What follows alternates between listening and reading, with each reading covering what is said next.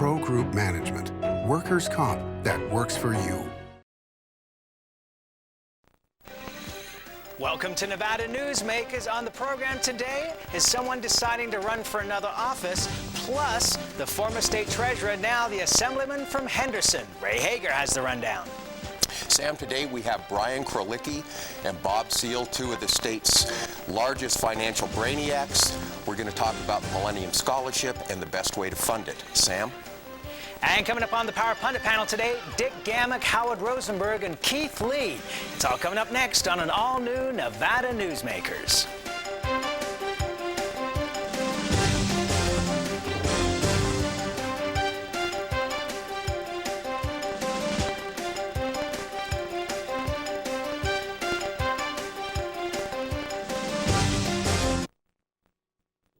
This is Nevada Newsmakers.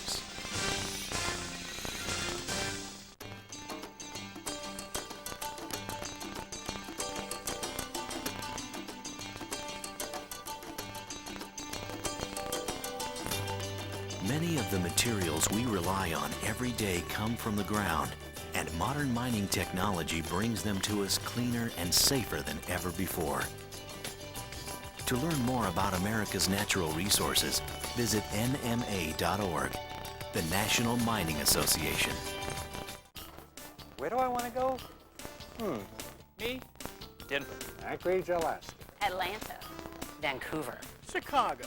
We can help you get where you need to be Paris. or want to be. Yankee Reno Stadium. Tahoe International Fenway Park. Airport. Anytime, any place, anywhere. Anywhere. Minneapolis, St. Paul. Over 170 daily flights, non-stop service to 19 cities and connections everywhere else. Reno Tahoe International Airport, dedicated to moving you. Jupiter.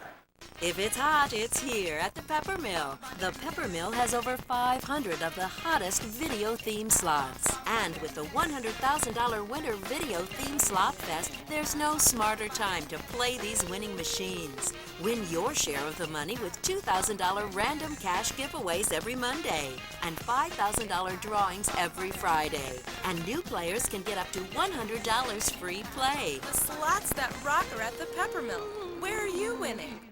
If you own a business and want to maximize your company's potential, join the Retail Association of Nevada. Our membership benefits include the Nevada Retail Network Self-Insured Group, providing workers' compensation coverage that can lower your rates. That savings can go directly to your bottom line. We are an effective pro-business organization that lobbies on behalf of our business members. The Retail Association of Nevada, protecting Nevada businesses for 35 years.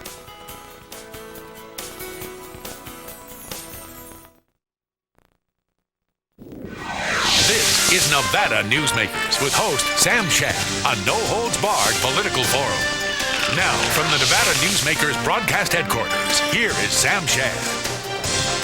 And back on Nevada Newsmakers, we're joined by Brian Krolicki, who is the state treasurer. Pleasure to have you here, Brian. Let's start out, first of all, with elections. We've already got Don Gibbons announced running for Congress. We've got Secretary of State Dean Heller announced for Congress. Are you throwing your hat into that ring or maybe to another ring because you're term limited? I thought you were talking about the elections that we just had, not the ones 2 years from now. Yeah. It's an early start in this season already. You know, I love my public service. I've done it for about, 14 years or so now. And I think it's very likely that I will be on a ballot next year. My family's making that decision now with me and doing all the things we need to do. And I think very shortly you'll know exactly what I'm doing. What do you think your interest is going to be? Is it going to be to move yourself and your family to Washington, or do you think it's going to be to stay within the state? The Hellers and Gibbons and Krolickis can all share residence back there. I can argue, I love Washington, D.C. It's one of those fascinating places in the world, but I've got a very young family, and so I need to make sure we make the best decision for my family, not necessarily some of the, political desires. But, the other office that I've given very serious consideration to, and I love what it does, is the lieutenant governor's job. But I, again, suspect in the very near future you'll hear my decision, and I'll be excited to share it. Why would you want to take the lieutenant governor's job? What in particular would interest you? As state about treasurer, one of the things I do is economic development. I'm always talking to companies and rating agencies and Wall Street. And one of the great portfolios of the lieutenant governor is chairing the Economic Development Commission. So, it's a very natural thing for somebody like me. The tourism aspect is a very fun part of the job. So there are just lots of things that I think, are natural fits for someone like me.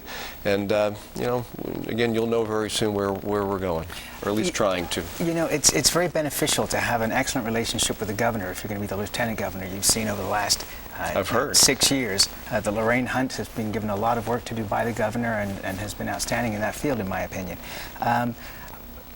Have you sought any endorsements from anybody at this point as to your candidacy, from people who have already said that they're going to run for governor? Well, I haven't announced a candidacy, so it's difficult to get those endorsements.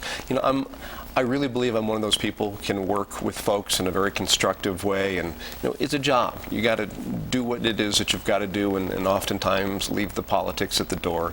So I think regardless who the governor is going to be, if I were lieutenant governor, I think I'd be a very great compliment to that administration. Okay, let's change topics here. Ed Vogel had a terrific piece today around the Las Vegas Review-Journal talking about the Millennium Scholarships, and quoted Bob Beers as saying that if you went ahead with the bonding for the Millennium Scholarships to rescue them, that you'd be paying $60 million over 20 years. That we would be better off actually using the cash, if there is a surplus, which we believe there is, to do that. The governor seems to be leaning that way as well. What's your thought? I have a couple thoughts. The $60 million is not the cost of interest, but there is a cost to any kind of financing. The Millennium Scholarship is one of my sacred honors. This is something I rolled out, I've administered, I've nurtured, I've watched, and it's truly been one of the great programs deployed in Nevada, and it's changing lives, and I believe for the next for decades to come, it'll change Nevada. So we must preserve it. So the good news is everyone's agreeing we have to do something to bulk up Millennium Scholarship to continue it. About a year and a half ago, we knew we were hitting a wall here, so to speak. In fact, during the last legislature, we said that we're going to hit a wall, we need to do something, and we didn't have that opportunity.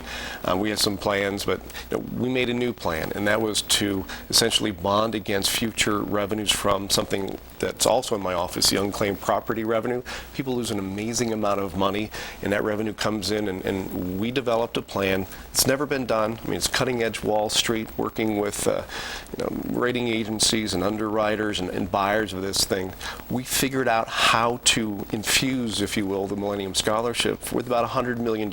So, that was before we knew that we had somewhere between 300 and $500, $600, $700 million of additional money. So I'm all for saving the program. We've presented an option. I think the interest cost would be in the tens of millions over a period of time. But I look at the Millennium Scholarship as an investment that's long-term. You don't buy a house on a credit card, and you don't finance white tennis shoes over 30 years' time.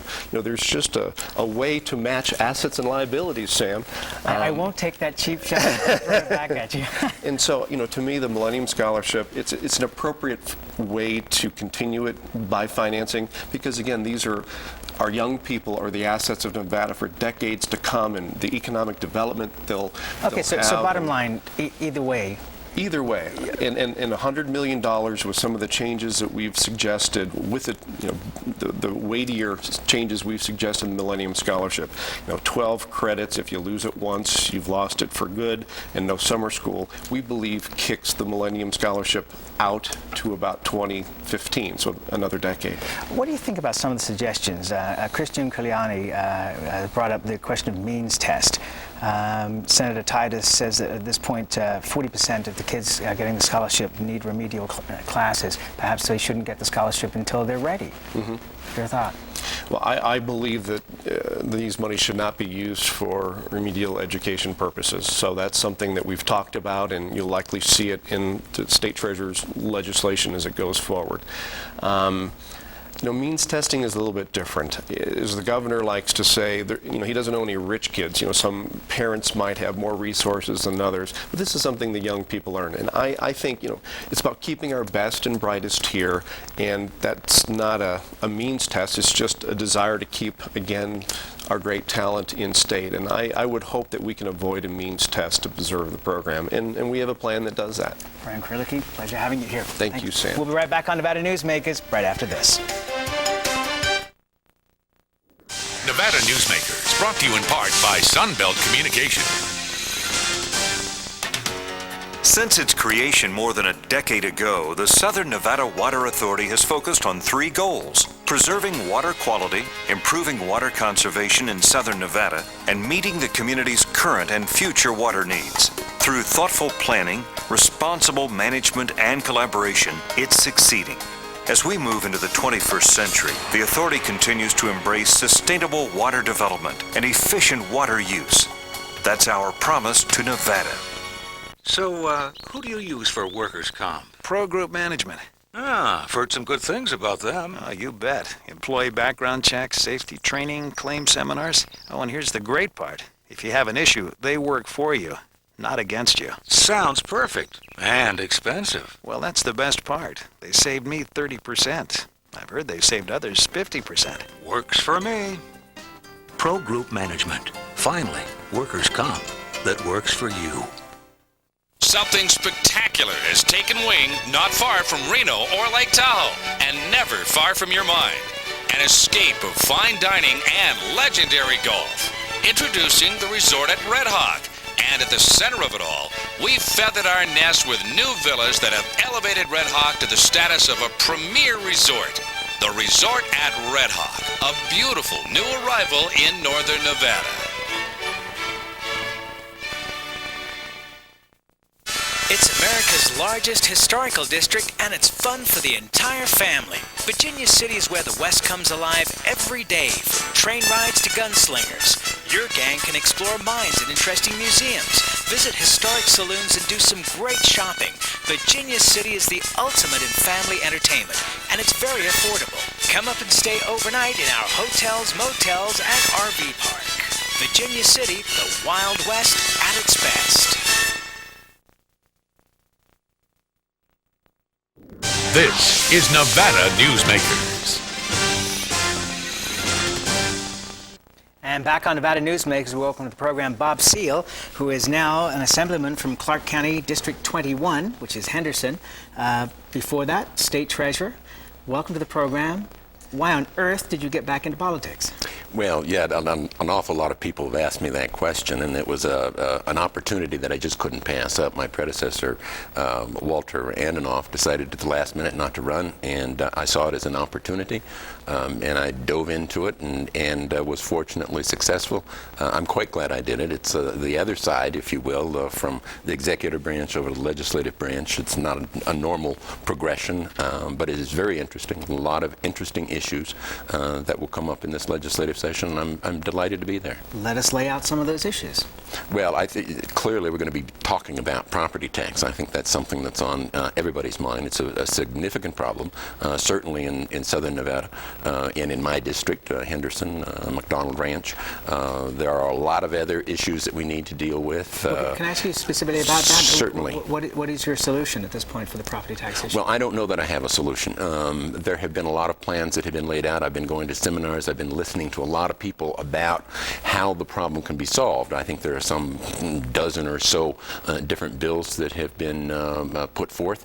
I'm going to examine all of the different propositions and look for the one that will satisfy my constituents in my district. I have an awful lot of older people, retired people. I'm getting an awful lot of letters and emails that say, we need some relief. We're on fixed income. My property taxes have gone up significantly. We want you to do something. More frequently than not, they're not telling me exactly how to do it. They just expect me to do something, and certainly I will. There's got to be a fix in there that works. The school districts are terrified of this. Well, certainly, but on the other hand, we can increase taxes, and have them consumed. We need to put some limits on our spending. We need to look at how we spend our money. That's one of the things that I want to do with my background as both a CPA and a former treasurer. I think that we can look at how we spend our money and can we be more efficient. I certainly found that to be true when I was treasurer, and I think we can find areas where we can cut in state government now. I guess the other side of this question is that those people who are writing you and emailing you are also seeing the value of their properties rise dramatically. They certainly are, and that's all well and good. But if you're 80 years old or 84 years old, as a lot of my constituents are and are writing me, they have no intention of selling and moving. I mean, they could only do a lateral move anyway, probably, so it is of no value that their property is going up. So we need to look at something that protects those people in their homes. Let's talk about the state of the state. Governor's plan to rebate $300 million. What are your thoughts on that? Well, I was actually a little bit surprised at that. It's interesting. My constituents, you would think, would jump on that with both feet. They are not. I am getting emails and letters and phone calls that say, "Don't give me a $50 rebate on my car. Solve the problem with property tax." I'm not sure we want to write checks to all of the people that own cars. We're talking about 2 million checks, and it's sort of burdensome way of refunding the money. Clearly, we should find a way to ease the tax burden for our taxpayers in this state, and we may have overtaxed them in the last session, but I'm not sure that we're giving the money back to the people who paid it. We need to look at that very carefully before we move forward on that. Based on what I'm hearing in the hallways of that hallowed building, there's a lot of discussion about the tax rebate, and I'm sure that we're going to hear a great deal about that in the coming weeks and months. With the impeachment of Kathy Augustine, are you going to be pushing to put the comptroller's job and the state treasurer's job into one office? I introduced legislation as the treasurer in 1995, and as you know, it has to pass both houses 2 sessions consecutively, and then once to the people. It passed both houses in 1995, and in 1997 it only passed through the Assembly. Yes, I have introduced legislation, and I will push that issue again. I have long believed that the combination of those offices is efficient, will save money, and is good for all of the citizens of the state of Nevada. Okay, Millennium Scholarships. How would you like to see them brought back into proper funding? The bonding or using part of the surplus? I would probably prefer to use part of the surplus, maybe a larger part than some may think. I'm not sure that we fix on a long-term basis Millennium Scholarship with an amount such as $100 million. How long does that make the program last before it gets back into some problems? There are going to have to be multiple fixes. We're going to have to tighten up the requirements, and because we keep growing the number of people that are using the Millennium Scholarship, which is great. But the fact of the matter is, when that was first established, they were going to use the tobacco settlement funds in order to pay for it. Those tobacco settlement funds are decreasing. There are more people going and using Millennium Scholarship. So it's going to have to be a combination of either general fund money or bonding, and maybe a larger amount. I would love to see the program endowed. Then that's going to take significantly more money than they're talking about at this point in time. But if it's a good program, and I believe it is, then we need to fix it in perpetuity, not just for a little while. Bob Seale, welcome back. My pleasure. Thank you. We'll be right back on Nevada Newsmakers after this. This is Nevada Newsmakers.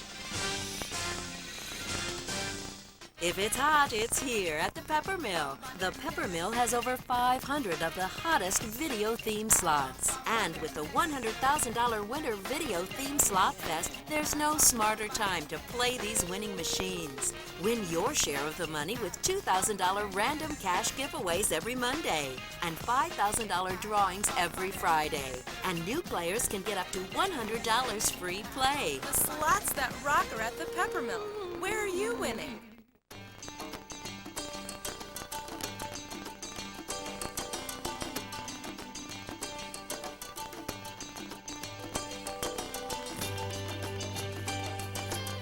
Thanks to an ongoing commitment by America's mining companies, more than 2 million acres already have been reclaimed.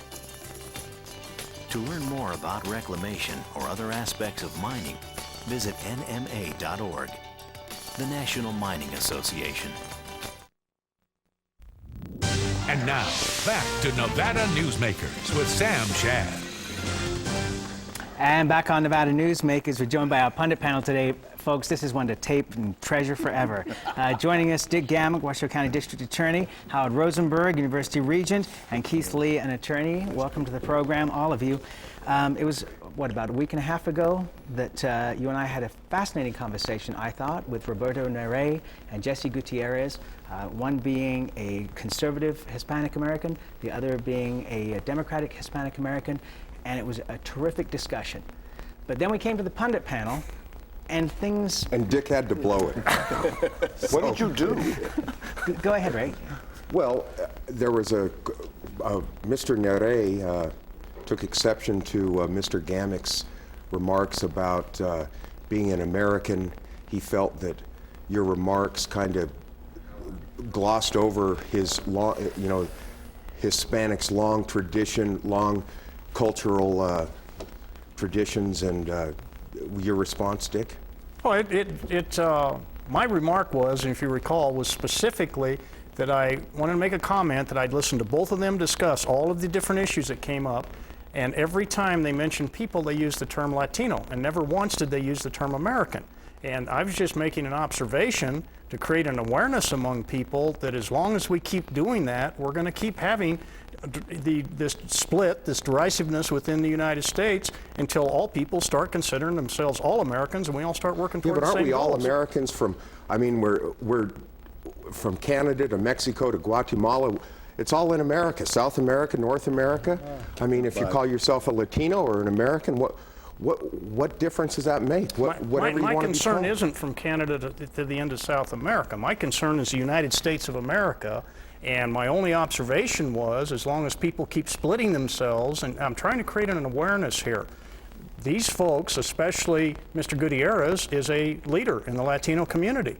I keep talking to the leaders in the Latino community to mentor people, to use the comments like American, things like that, to bring people into this culture, to assimilate them with us, us with them. But you just use Latino community. What is wrong with taking pride in being a Latino? There's nothing, I never said anything about it. Let me jump in here because I jumped into the fray because I agree with Dick that we should think of ourselves in this country as Americans first. Then all the subheadings, I'm English, I'm Jewish, I got Polish background, I got Dutch background, I got Russian background.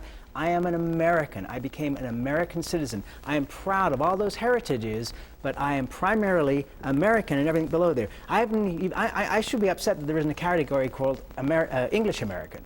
But here's the point, and this is the point I made to the Gazette-Journal reporter who did the story, which I thought was very fair and very balanced, which is that this program is a place where we want to have all opinions, all discussions. And so what I want to do publicly here is invite Roberto and Jesse to come back on with Dick, and if you can be available that day too, and let's continue this discussion, let's continue the dialogue, because that's what this program is all about. It's not one time where nobody gets a chance to respond, it's an ongoing process. Okay. But a point I want to make about this, and this is a good place to do it, I think, is that we have to quit feeling sorry for ourselves, whatever. And I think it's important that we're proud of our heritage and we're proud of where we came from. But let's, there's a reason we're all in this country. There are two kinds of people in this world. Those who are Americans and those who want to be Americans, in my view.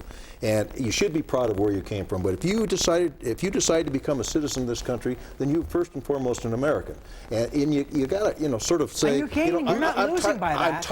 I'm tired. Sorry for themselves. I'm tired. Well, I think the reaction of those two individuals is, I'm offended by the fact that you think I should be an American first and a Latino secondly. I mean, look for important things. I mean, is that the most important thing that's going on in their lives? Is that how they can make a contribution to this community and this society by by creating that artificial barrier, they have to put those artificial barriers down and say, what can we do to make our lives and the lives of our citizens better in this community? I think both of those people are working very hard to make the lives of themselves and other Latinos better in America. I'm not suggesting they aren't, but they've created an artificial barrier here now. Now they've decided they want to pick a fight with Dick Gammick, and he's the DA. People want to pick a fight with him. Sure, but I mean, that's not important. I mean, what's important is that we get on it and make this a better place for everyone. I think what's important is we keep talking. I think that's what's important. You know, Howard, I just want to get one thing from you.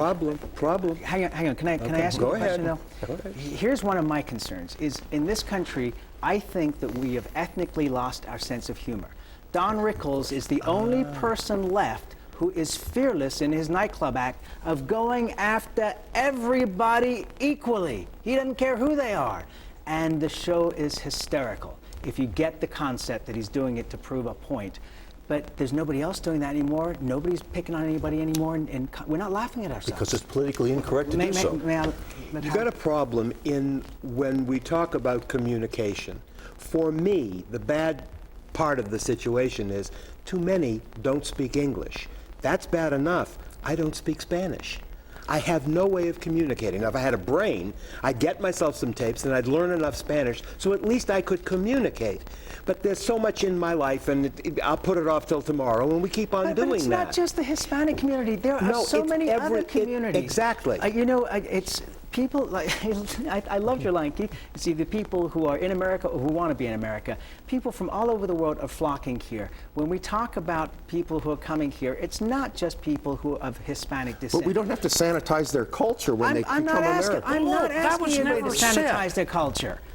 They have to respect it. I respect the culture. No one, your heritage is the most important thing you have in your life. But if you have chosen to come to this country, there's a reason you chose to come to this country. And I to some extent, disagree with Howard. I mean, you need to learn Spanish if you're going to a Spanish country. If that's where you're going to take up residency, then learn Spanish. But Keith, by golly, when you come to the United States of America, English has been our language since the Mayflower. It's going to take time for them to learn English. In the meantime, I need to be able to communicate. It isn't going to kill me to learn their language. China is going to take over the world. Are you going to learn Chinese? If I need to. The three major brands of Chinese If I need to. Of course, I have enough problem with English. But the U.S. is becoming a bilingual nation, though. You've got to face the facts. But don't you see what we're talking about is communication. And while there isn't a common way to communicate, none of this is ever going to get anywhere. Well, if we all learn sign language. But I think that if we can continue the dialogue on this program, we can get all opinions in here, and we can maybe address some of these issues and get some understanding so people don't get upset at a mere remark, but actually want to have a discussion. Do you know what I would like to see you do here? You got 5 seconds. Get the kids in high school today, Hispanic youngsters in high school today, and get them talking. We're out of time. We'll be right back on Nevada Newsmakers. Good idea, Howard. After this. This is Nevada Newsmakers.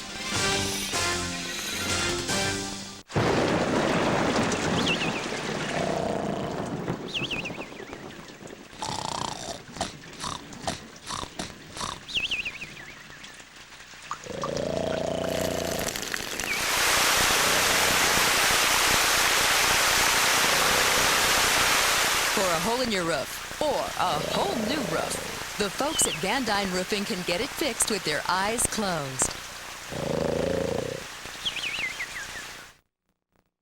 And coming up on Nevada Newsmakers tomorrow, Ray? Well, Sam, we have Lynn Hetrick, the Assembly Minority Leader, and John L. Smith, a columnist from the Las Vegas Review-Journal. And we want to continue the dialogue with you. We'd love to hear your comments today at KBBC, or newsmakers at KBBC.com and newsmakers at KRNV.com. The whole point of Nevada Newsmakers is to have all opinions held here, and we want to hear from you. So thanks for watching. We appreciate it. Thank you.